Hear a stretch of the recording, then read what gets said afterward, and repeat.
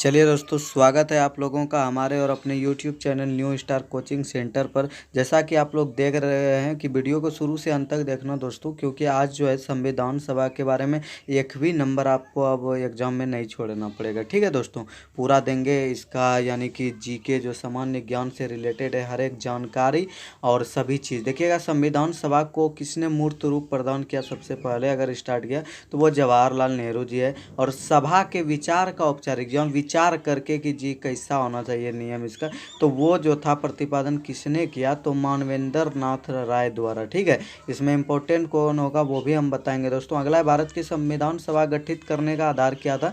Cabinet mission plan 1946। अगला देखिएगा, भारत की संविधान सभा किसके अनुसार गठित की गई?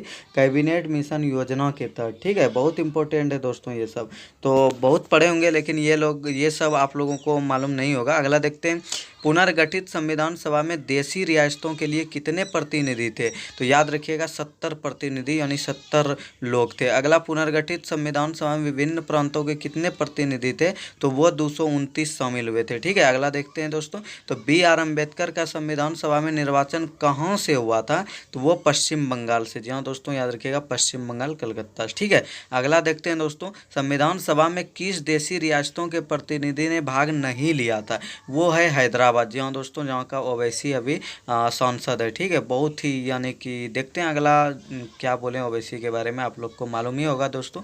तो हैदराबाद उसमें शामिल है। अगला देखते हैं, भारतीय संविधान सभा के प्रथम दिन के अधिवेशन की अध्यक्षता सच्चिदानंद सिन्हा, ये प्रथम अध्यक्ष, यानी कि शुरुआत इसी ने ही किया था, स्वरूप दिया।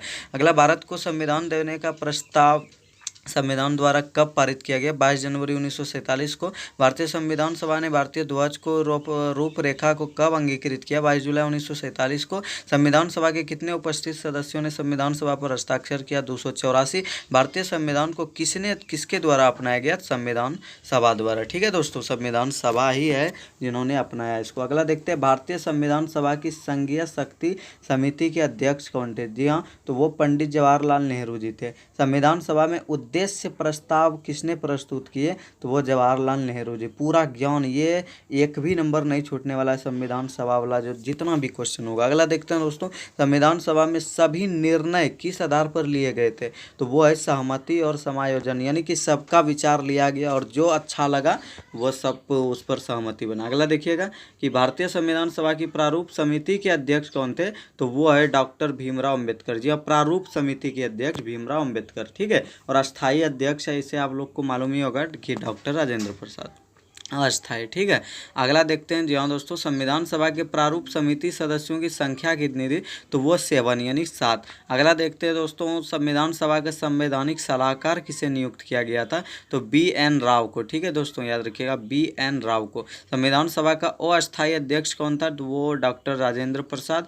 और यदि अस्थाई की बात करें कि अस्थाई अध्यक्ष कौन था, तो वो सच्चिदानंद सिन्हा जी। संविधान सभा के उद्घाटन अधिवेशन की अध्यक्षता किसने की थी? सच्चिदानंद सिन्हा जी खुद। संविधान सभा का प्रथम अधिवेशन कहाँ हुआ था दोस्तों? तो वो दिल्ली में हुआ था। अगला देखते हैं दोस्तों, है ना, तो अगला जो है, संविधान सभा में किस प्रांत का प्रतिनिधित्व सबसे अधिक था? वो था संयुक्त प्रांत का, जो संघ में मिलकर चलता था। ठीक है दोस्तों, अगला देखते हैं, संविधान निर्माताओं ने किस पर विशेष ध्यान दिया था? वो है प्रस्तावना पर, जो अभी आप लोग स्कूल में देखते हैं। ठीक है, प्रस्तावना। भारत को गणतंत्र क्यों कहा जाता है? यहाँ राज्य का प्रमुख निर्धारित अवधि के लिए निर्वाचित होता है, इसलिए इसे गणतंत्र कहा जाता है दोस्तों।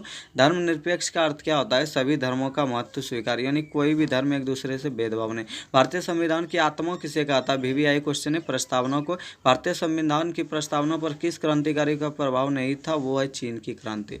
अब 42वें संशोधन, ये याद रखिए कि संविधान का जो आत्मा है वो प्रस्तावना है दोस्तों। 42वें संविधान संशोधन अधिनियम 1976 द्वारा प्रस्तावना में किस शब्द को नहीं जोड़ा गया? वो है दोस्तों गुट निरपेक्ष को। भारतीय संविधान ने किस प्रकार के लोकतंत्र को अपनाया? वो है लोकतांत्रिक गणतंत्र। ठीक है, ये सब हुआ है संविधान बनने के समय। अगला देखते हैं दोस्तों, भारतीय संविधान को संविधान सभा द्वारा कब अंगीकृत किया गया था? 26 नवंबर 1949 को। ठीक है, अगला देखते हैं, भारत की संप्रभुता किससे निहित है? वो है भारत की जनता में। ठीक है, जनता में, भारत की जनता में। अगला देखते हैं दोस्तों, भारत का संविधान पूर्ण रूप से कब तैयार हो गया बन के? जी हाँ दोस्तों, कब रेडी रेडी हो गया है ना। तो 26 नवंबर 1949 को याद रखिएगा, 26 नवंबर 1949 को पूरा बन गया था, लेकिन लागू नहीं हुआ था दोस्तों, ठीक है। किस वर्ष भारत एक प्रभुत्व संपन्न प्रजातंत्र गणराज्य बन गया? वही संविधान लागू होने के बाद, यानी 1950 में। भारत के संविधान की प्रस्तावना में प्रथम संशोधन कब किया गया? पहली बार कब उसे संशोधित किया गया था, हाथ लगाया गया था? वह 1976 में। विश्व का सबसे बड़ा लिखित एवं सर्वाधिक व्यापक संविधान किस देश का है? तो दोस्तों याद रखिएगा, विश्व का भारत का सबसे बड़ा संविधान भारत में मानने वाला है दोस्तों। और अगला देखते हैं, भारत के संविधान में भारत को क्या माना गया है, ठीक है। भारत के संविधान में भारत को क्या माना गया है? वो है राज्यों का यूनियन, जी हाँ, यूनिटी ऑफ स्टेट्स। ओके, याद रखिएगा, भारत है राज्यों का यूनियन। भारत का संविधान किस प्रकार का है? तो वो है कठोर कम लचीला अधिक, ठीक है। कठोर कम है, लचीला अधिक है। भारतीय संविधान के संदर्भ में क्या कहा जाता है? तो वो है वकीलों का स्वर्ग, ठीक है। याद रखिएगा, वकील का स्वर्ग स्थल यदि है तो वो है भारतीय संविधान। भारतीय संविधान पर सबसे अधिक प्रभाव किसका पड़ा है? तो वो है भारत सरकार अधिनियम 1935 का, ठीक है। याद रखिएगा 1935, जैसा कि आप लोग मालूम होगा, जम्मू कश्मीर, ठीक है। अगला देखते हैं दोस्तों, और शुरू से अंत तक देखते रहना। वो है भारतीय संविधान में कितने आर्टिकल्स है, ठीक है। आर्टिकल्स जो नियम रूल लिखे गए हैं, अनुच्छेद, वो है 350 से अधिक आर्टिकल है ना। अगला देखते हैं दोस्तों, कि भारत में किस प्रकार की शासन व्यवस्था अपनाई गई है? तो वो है ब्रिटिश संसदात्मक प्रणाली, ठीक है। याद रखिएगा दोस्तों। अगला है, भारतीय राजनीतिक व्यवस्था में कौन सर्वोच्च है? वो है संविधान। भारतीय संविधान का अभिभावक कौन है? तो वो है सर्वोच्च न्यायालय। बार बार केवल एयरफोन लगाने से गाना नहीं सुनिएगा दोस्तों, इसको सुनिएगा तो आपको पक्का गारंटी देते हैं, आपको याद भी होगा और एग्जाम भी आपका निकलेगा, है ना। और नए हो तो दोस्तों चैनल को सब्सक्राइब करना, बनाने में बहुत मेहनत लगा है दोस्तों, आप तक पहुंचा रहे हैं। अगला देखिएगा, हमारे संविधान में मूल अधिकार किस संविधान से प्रेरित है दोस्तों? तो वो है अमेरिका। भारतीय संविधान में मौलिक अधिकारों की व्यवस्था किस देश के संविधान से ली गई है? वो है दोस्तों अमेरिका से, ठीक है। किस देश के संविधान से भारत की संघीय व्यवस्था प्रभावित नहीं है दोस्तों? तो वो है दक्षिण अफ्रीका, ठीक है। भारत की संसदीय प्रणाली किस देश के संविधान से प्रभावित होता है? तो वो है दोस्तों इंग्लैंड, है ना। तो अगला देखिएगा दोस्तों, और इसके बीच एक चीज़ बता देते हैं दोस्तों, कि ये चैनल जो है मेरा इंपॉर्टेंट क्लास 10th और 11th के लिए है दोस्तों। जाके देखो, पूरा वीडियो पढ़ा है, मैथ साइंस जो पढ़ना है जाके देख लो।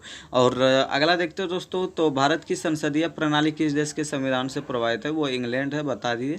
अगला है, भारतीय संविधान में संघवाद किस देश से लिया गया? वो है कनाडा। सभी देश से कुछ न कुछ नियम लिया गया, ठीक है। अगला सर्वोच्च न्यायालय की व्यवस्था भारतीय संविधान में किस देश से ली गई? वो अमेरिका है। कानून के समान संरक्षण वाक्य कहाँ से लिया गया? ये सब नियम कहाँ से लिया गया? वो है अमेरिका देश से। अमेरिका देश से ऐसा कानून था तो वो लिया गया, यानी जो अच्छा लगा उस लाइन को जोड़ा गया भारतीय संविधान में। अगला है, भारतीय संविधान में सम्मिलित नीति निर्देशक तत्व का अवधारणा। ये अगले वीडियो में इंतजार कीजिएगा। इसके बाद जो और है 50 उसको हम बताएंगे। तब तक के लिए बाय।